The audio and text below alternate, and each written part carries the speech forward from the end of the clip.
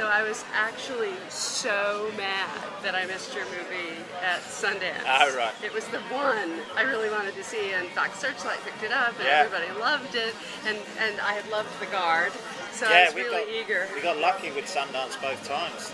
I think Calvary was the next day. Fox Searchlight picked it up. With The Guard, Sony picked it up within a couple of days. So yeah, I've been quite lucky. So yeah, Sundance have been very good to me. So this is your first time here? First time here, yeah. I didn't expect it to be this sunny. It's been nice. Ireland isn't as sunny? I'm going there actually on Tuesday. I'm assuming it's going to be raining. It usually is. Every now and again you'll get a good 2 weeks. What are you shooting? No, I'm not shooting. I'm just visiting my parents, and I've got lots of books to read. So I guess it's part of my research. Reading a few new novels. Hopefully, I'll get attached to them if they're any good. So people are piling you up with stuff. It's actually more. It's more myself. I read so voraciously that I'm usually ahead of my agents. So I've usually read the new books before my agents recommend them or say that somebody's looking for a director. I mean, I'm always looking to attach myself to those kinds of things, but just most scripts I get sent aren't very good. I know. So I'm always enthusiastic to read everything, but it just never. I'm always disappointed. I got sent a really good one recently by a well-known American author, based on a great novel of his, and if that works out, that'll be great. You're not giving me the name though. I don't want it in case it all falls apart. The script Right. is a very kind of Terrence Malick type script, beautifully written script, and a very good adaptation of the book, which often novelists are too precious about their material and they don't adapt their own novels well enough, but this was a really good one, so we'll see what happens. Now, you worked with Brendan Gleeson on The Guard, and you said last night that it was an interesting thing to say, that what you were looking to do on your movies was actually make friends with your collaborators. Why is that so important to you? Because I feel it shouldn't be a job. It should be an enjoyable experience and a journey or whatever. So a lot of the actors I cast are people who I actually enjoy spending time with. I think they're good human beings, and they're funny and they're witty, and I'd like to be friends with them. And of course, making a movie is like a circus comes to town. So often you don't see the performers again once they're gone, but often you do. And I've become good friends with, let's say, Dylan Moran. There's another actor, David McSavage, who's in the movie. Brendan, obviously. And that's why I shoot on location, because I want to go to places, one that we haven't seen before in film, but I want to go back to the places where I grew up. So Calvary is shot around a small town in Sligo, where I used to go on summer holidays. So it's like a nostalgic feeling of being a kid again, and I think that's to me, that's what movie making should be. It should be going on a journey. The next film I want to make in America, I've never been to Texas, so I want to go to Texas. So it's all that kind of a thing. The idea that making films should be a job, I mean, if it's a job, why not just join an insurance firm, work in insurance if it's just a job? One of the things that struck me about your Good Priest, played by Brendan Gleeson, amazing performance, is that you put him through this week-long torture that isn't just about worrying about whether he's going to get killed or knowing who's going to kill him, so that I need to go back and look at the movie again that I can readdress, how you parse out that information. Because we really don't know. You're being very, very careful. Yeah. This is a very colorful, nasty group of people. I mean, almost unbelievably so. I mean, you would hope if you arrive at a small town in Ireland that they're not going to be like the people in this small town. My template for it was, I'm a big fan of Preston Sturges' screwball movies. So, in a way, in my mind, it was sort of almost like a very dark screwball comedy. It didn't kind of turn out that way in the end. It's very funny. Yeah. But, yeah, the characters are heightened. They're not realistic in a way. It's not a naturalistic movie in that way. So each new character who comes in is a very eccentric, idiosyncratic person. I sort of see myself as a failed novelist more than a filmmaker, because I tried to write novels, but they weren't very good. And I find, looking back at the two movies I've made, that a lot of those characters, I feel like you could follow them into another film of their own. Once they, you could follow Aidan Gillen's atheistic doctor into a whole other movie. So they should be. I always try to create characters who are so rich and so dense. But I think that's what attracts really good actors, is because they realise that they might only have 3 or 4 scenes, but they're actually very juicy, big scenes. Well, it's also you're following the old structure of the whodunit. Yes. In advance. Who's going to do it? Yeah. It's funny though. We're all trying to guess. Yeah. It's funny though, because that was all like, obviously that's the starting point for the movie, and it comes in very big in the third act. But it kind of, the film starts to go away from that into very sort of philosophical, spiritual areas in the middle section, and it only kicks in again, as we get to about the 70-minute mark. Well, you do throw a suicidal daughter of the priest into the mix. Yeah. So the whole question of that, and other people have dealt with that as yeah. well. I love those scenes with Brendan and Kelly Riley.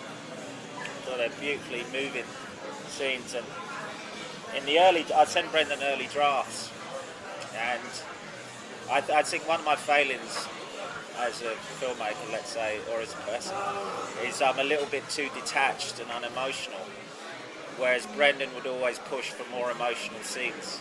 It worked. Yeah, and they're now kind of my favourite scenes in the movie, the scenes between Brendan and Kelly, and I mean, it was there in the first draft, but it wasn't. I expanded them based on Brendan's notes, And you worked with the composer, obviously. Again, with another emotion in mind.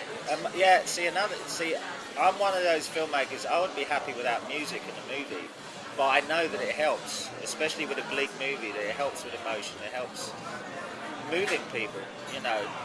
I find that I'm so sort of cold in the movies I like. I would happily watch, a Michael Haneke movie which doesn't really have a lot of music in it, as far as I'm aware. A lot of those directors, the directors I like, don't use music that often. But I know myself that it does help, so I'm kind of fighting against my own failings with score. And I think he turned in a beautiful score. And the last couple of minutes, it's all just images, and it's the music, it's the looks on the actors' faces. It's not about dialogue, which is my forte. And I'm happy. That's why I like the end of the movie so much, because it's not about the things I do well, Well, one of the things that Terrence Malick does is take an extra silent take. Right. And I think you do a lot of silent takes on Brendan's face. Yes. Well, I knew the film was going to be lots of close-ups. That was my intention. A lot of it is visually based on Andrew Wyeth's paintings. I think New England is where he was. So I knew that. I knew that it was going to be a bit more spare, visually spare. But yeah, and I knew it was going to end on, Kelly's face at the end. And boy, she pulled it out of the bag. She sure did. Yes, yeah. It's a big Bresson influenced film. And there was also a great Bergman film, Winter Light, which really impressed me. I watched it just before we started shooting. But yeah, Manescape is a masterpiece.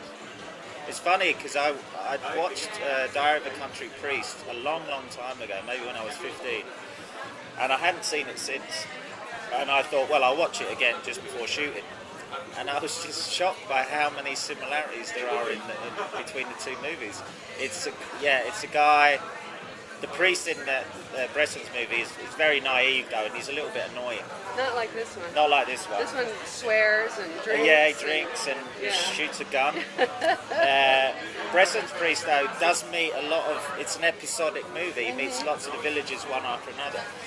But then towards the end, a guy turns up on one of those old motorbikes, which I have the character Milo on an old motorbike, and that must have been just in my subconscious. I was shocked to see that. So it's funny how a work of art that you saw when you were young can go so deep into your subconscious it comes out again 30 years later. So you said something last night about your nihilism went up against, I love this, went up against Brendan's emotionalism. Yeah. And I wondered if do you identify more with the atheistic priest? Is that your point of view? The atheistic doctor. Yeah, doctor, rather. What I find interesting about the way people react to that character is he is a guy who's actually doing something good in his community. He's trying to save people's lives. Absolutely. Right? And so what he says, however negative it may be, in his life, he's actually doing something positive.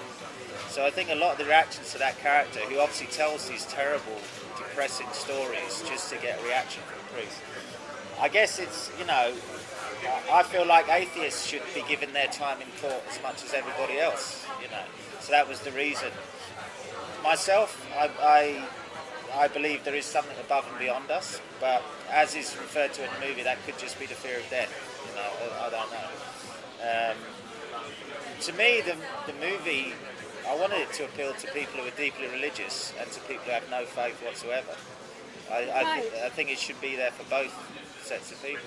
Well, there are those of us who go to church because we like to be in the community of people who mean to do good. Yes, yeah. Which is a very powerful thing. And let's face it, a good priest. He's with very moving. And with all the scandals we have, generally speaking, most priests enter the priesthood because they want to help people. But unfortunately, with everything that's happened, they're not viewed that way anymore. It's all sort of gone. My father doesn't go to mass anymore. He's in his 70s, which is quite a strange decision to make at that time of your life, I guess, because people tend to become more religious, don't they, the older they get. And my mother goes more, I think is what you were saying, more as a ritual within a community. It's just something you do on a Sunday, But yeah, it's very strange what's happened in Ireland and a lot of places all around the world, I think.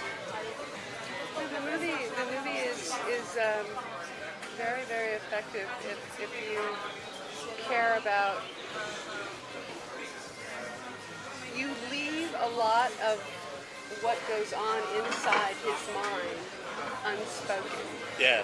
So that we can assume that he's working out his arrangements with God. Yeah. Correct? Yeah. It's all in Brendan's eyes. That's why there are so many close-ups on his face. And the scene where the woman, the French actress who I love, Marie-José Croce, where he's helping her get through the death of her husband. That was very moving. Yes. Because he was helping her, and she was devoted. Yeah, she has as much faith as he does. Exactly. And of course, when they meet again at the airport, obviously that is the turning point for him. She gives him the courage, to face up to what he doesn't have to face up to if he doesn't want to. They were enjoyable. It's funny to say they're enjoyable to shoot, but because they're quite dark scenes or whatever.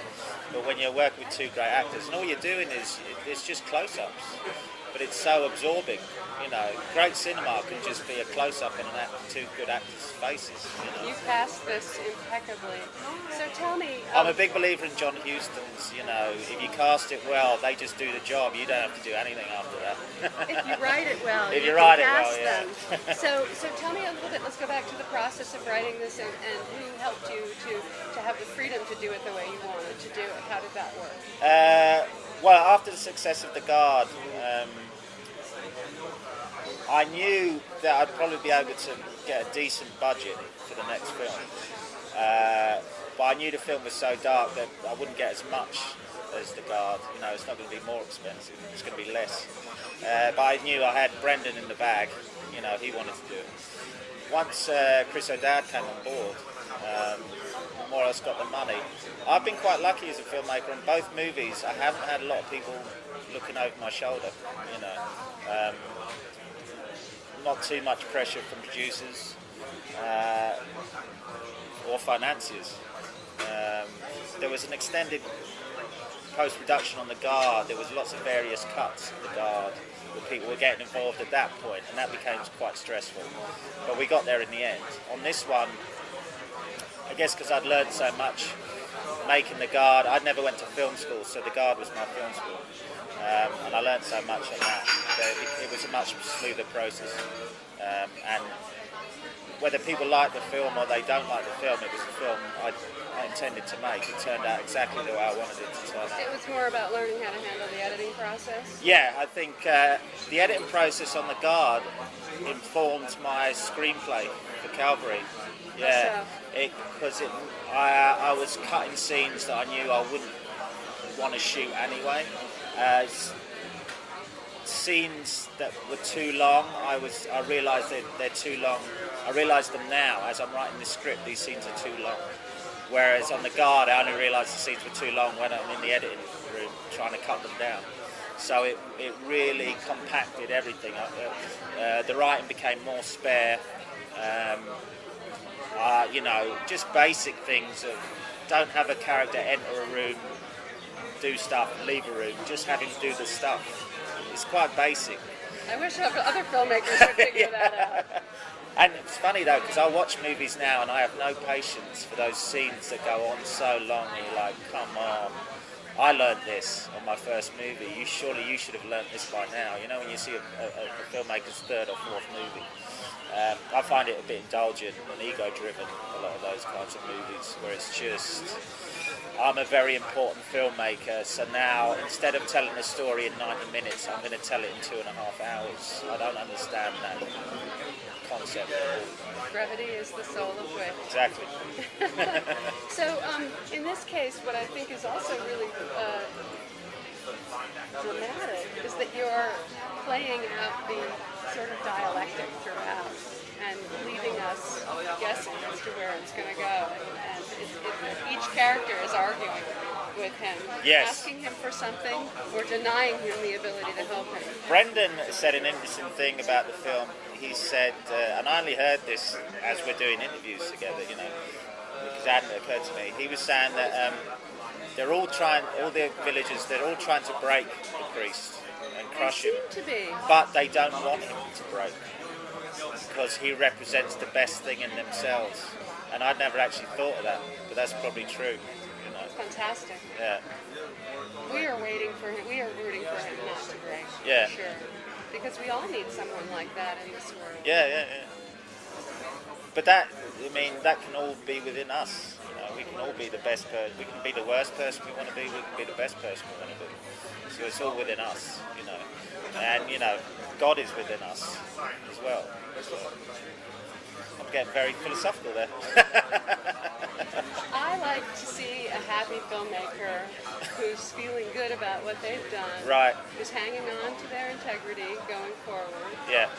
It's an important thing. Yeah. A lot of filmmakers get lost in that process. I think you can get quite jaded, you know, especially if, I guess, maybe if you made a film that you really are happy with and that, you know, people don't like it, audiences don't like it or they don't respond. It can be quite tough to maintain an inner core of resilience, you know, and keep going. But the way I always look at it is, you know, my father was a construction worker. You know, I'm not getting up at 6 in the morning to shovel cement. That's the way I look at it. I've got quite a good life. So if things don't work out the way you want, you know, so what? That'll do.